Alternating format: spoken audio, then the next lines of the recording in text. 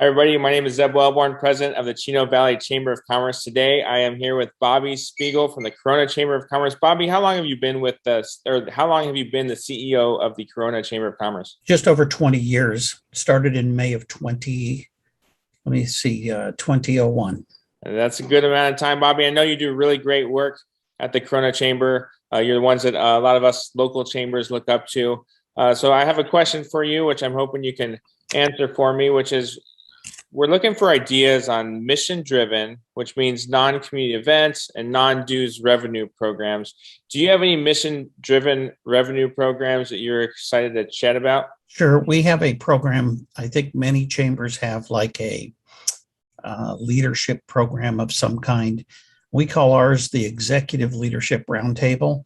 And that was because we initially formulated this or revised the initial leadership Corona when we were contemplating doing a regional more focus for the chamber. And at the time when we did the regional plans, other community chambers popped up, and we tried to play ball with them for a while, and it just didn't work too well. So we decided that we would just maintain being the Corona Chamber.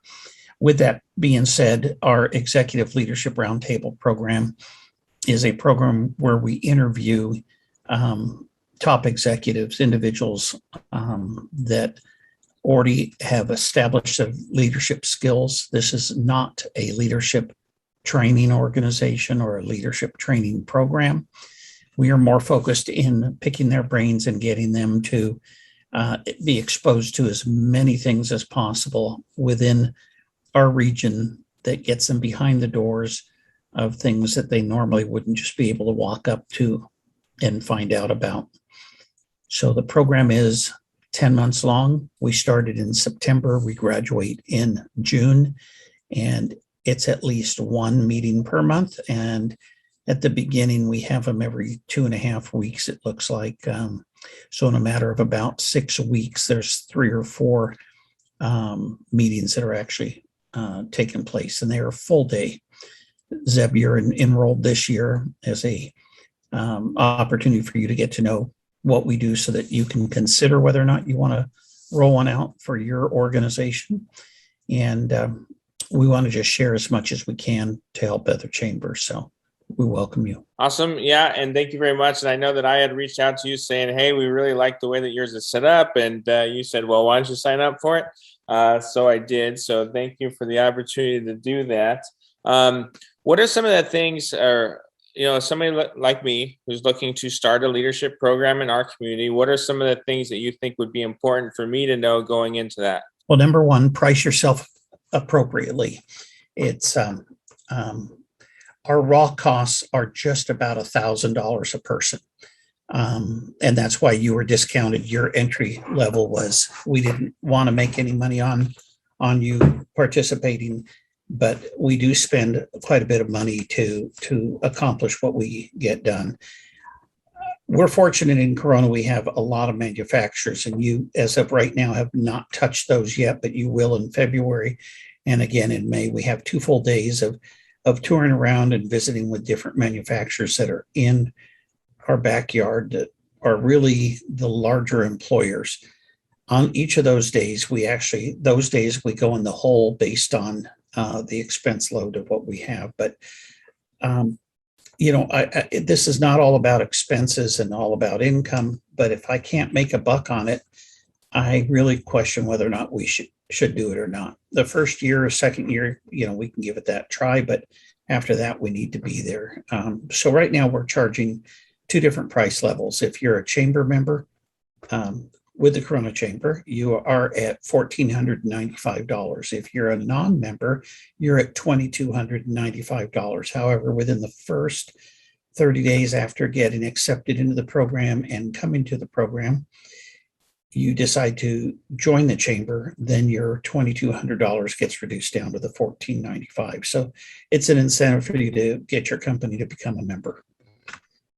With that being said, each day is a different day that we have set for us. One of our big areas is the manufacturing, and that takes 2 days. And then the other part is the military installations. We're fortunate we have two different ones in our region. Most popular one is called March Air Reserve Base, and that one will be in March this coming year. And then the other one was just this last Friday at our NAVSEA operation, which is the Naval Surface Warfare Center. And that's called the Corona Division, but it's actually in the town of Norco, California, which is our neighboring town. Both of those have such an economic impact for our region. The naval base does not have a lot of Navy personnel in uniform working there, but in the last 20 years, they've tripled. So now they have 18 people. They went from 6 all the way to 18. However, they went from about 300 or 400 people to just shy of 4,000 people that are working there. And these people are not the typical minimum wage or living wage. So I want to clarify, the minimum wage right now is about $14 to $15 an hour. And the living wage is about $18.62 as of a month ago. But now with the inflation, I have no idea what that's going to jump to. But these people, most of those 4,000 jobs, the median price of what they pay out is well into the 6 figures. So people are making some real good money. They also do a lot with the high school workforce. They will bring them out as interns, let them work for a couple of months, then bring them on payroll, minimum wage at that point. And then after a period of time, they will increase them, and then they've hired out several dozen graduates from local high schools. So it keeps the workforce right here locally, and it's pretty powerful. Oh, that's fantastic. And then let me ask you a little bit about the revenue, because you mentioned the enrollment fees. Are you earning any additional income to put on the events, either in the form of sponsorships or support from other local businesses? Do you have any other kind of funding that comes to that program? So this program, we do not currently engage with any additional sponsorships because we want our messaging the way that it is. But what we've done is it's opened a lot of doors for other sponsorships. So a completely separate program is our Good Morning Breakfasts. And we have really changed up our sponsorship programs for that. It is a once a month networking breakfast, but business meeting that we have. We take an opportunity there to introduce our new members, recognize some of our milestone members of 5, 10, 15 in that type of time frame that they've been a member. And then we have a keynote speaker. This last one that we just had Friday was more of the military. We had the colonel from March Air Reserve Base. He spoke. It was the day after Veterans Day. We also honored all our military, and we had a record crowd there, and it was pretty exciting.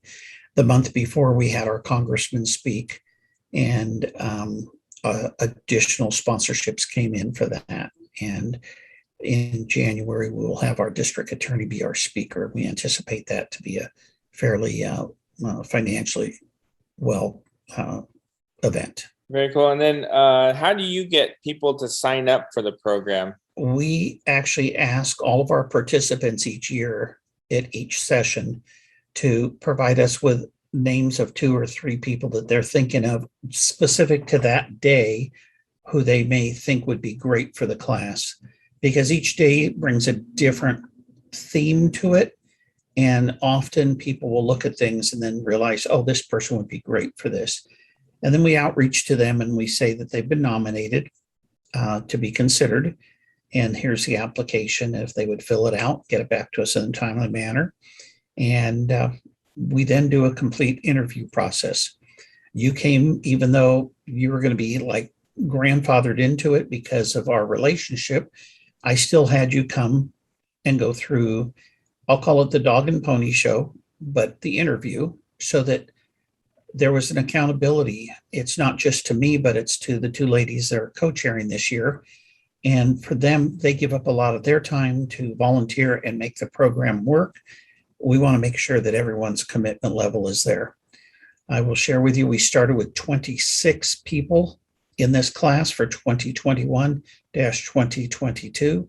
We're at 25 people right now. We already moved off one person right after the very first day, and I'm ready to move a second person off after them missing Friday. No, it wasn't you.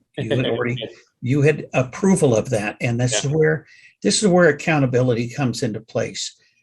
These days that we do, we put a lot of emphasis into this is just like going to work, and there's 10 different days that we have, and they're full days from either 6:30 in the morning till 4 o'clock or 7 o'clock to 5 o'clock.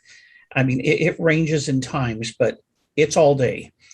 And if there's 10 days, that's equal to 2 work weeks. If someone missed 2 programs, they're working at 80%.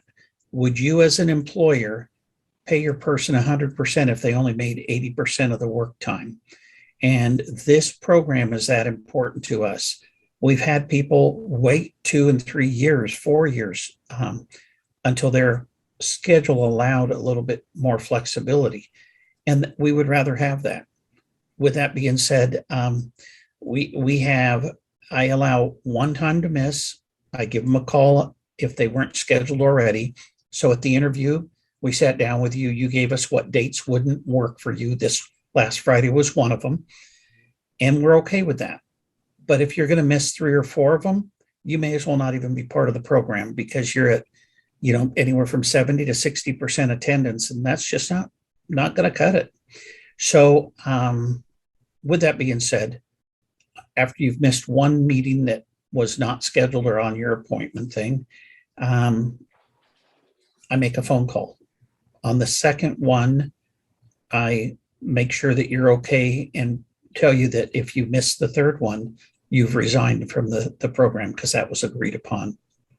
It may sound a little harsh, but one of my board members said, whatever you allow, you encourage. And if you allow bad behavior, bad attendance, then you're encouraging it. Yeah, no, that's a great point. And that's another question I have for you is how many people do you typically have in that class? Is it 26? What's the number that works? So we like the sweet spot for us is at 24.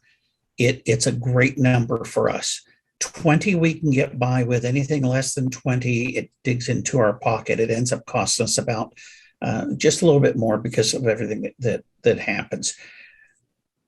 With this program, we ask the group each year to pick a community project that they would like to record and have done. And so to have that synergy of a couple of dozen people working side by side is always good. We did have one year, we started with like 30 people, and that was disastrous. It was just too much to handle. When we go on tours, if we're talking with the like government days in December, it's just an awful lot for people to fit into someone's office. If you're taking a tour of a manufacturing plant, we need to break it up into 3 groups. That means that the plant that we're touring needs to furnish 3 different people to give tours. They're in business to make money. They're not in business to give us tours all day long. So I have to be sensitive in those areas too. Yeah, no, that makes a lot of sense. And then last question, you mentioned the community project. Will you talk a little bit about that community project for your program and how that came about and what that is exactly? Sure. So we have done multiple things. And again, we allow the students, I'll call them, like you're a student this year in our program. You all get to pick and choose. And we ask you each at the interview process to tell us that, some of the things that excite you, that you want to see improve our town. My parents have always taught me to leave the situation, leave your office, leave your work, leave whatever you're doing a little bit better than what you found it. And so with that, we want the group to get together and gel and pick a project, some form of a community outreach of some kind. We've had something from scholarships to fixing up a waiting room for kids in a police department. So instead of 4 sterile walls, They painted the walls, put wallpaper up on one of the walls, bought a big screen TV, bought video games, board games, all the things that if a kid is brought in with their parent, they've got to sit in this room while the parents are being questioned to make it more like a home. So, 1 year they did that. And it still operates today, by the way, which is amazing because it's about 16 to 17 years ago that the group did that. We also have done stuff for the Bob Hope USO to help deploy the troops or to welcome the troops back home. When they built a new facility out at March Air Reserve Base, they cut some expenses, and with that was all the refrigeration, freezer, the cooking abilities for the USO. And so the group got together, and even during COVID, they raised the money close to $100,000 in products and services. They provide all the Wi-Fi for up to 1,000 people on at any given time. And that was just a year and a half ago that they did that. 3 years ago, they did a remodel of a 70-year-old building for the American Legion Post.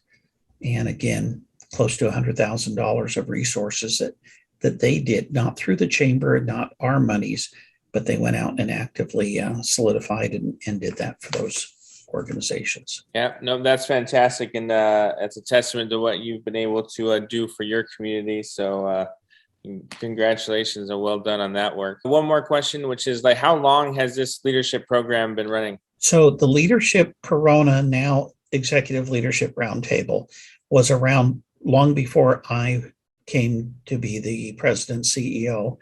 My brother was a captain with the Corona Police Department, and that year they got promoted to captain. He was in the program, and that was in 1986, I believe it was.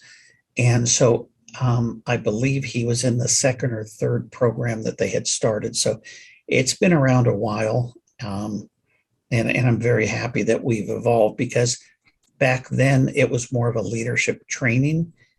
And, when my brother went through it, he was a captain and he already had all the training and leadership stuff. The other thing that I found is with the internet, people can get their leadership skills and develop through those types of programs.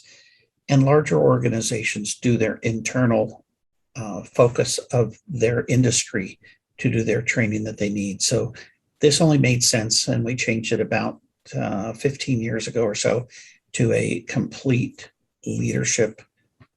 It's already, you already have your leadership skills. Well, thank you so much, Bobby. Thank you for all of the insights and chatting with me, and thank you for allowing me into your program. And I feel like we're about halfway through. So thank you for giving me that opportunity, and thank you for your friendship. Thank you so much. And I appreciate your commitment and willingness to learn a little bit more. And I would be remiss if I just didn't plug the other chambers that have helped me along the way. And that's what I love about WACE, is the friendships and the opportunity to be able to do what we do best, is the R&D, the rip off and duplicate, because why reinvent the wheel? Many of these things that I do at our program, I basically copied and stole them right from Cindy at Greater Riverside Chambers. And one thing that we've done in addition to the other chambers, we now offer an ELR 2.0, which is an advancement. So if you've already graduated from ELR, we roll out this and we do one or two different business visits, or we'll go to the LA port. Won't be doing that for a while because it's kind of chaotic down there, but these are things that we will be doing. All right. Very cool.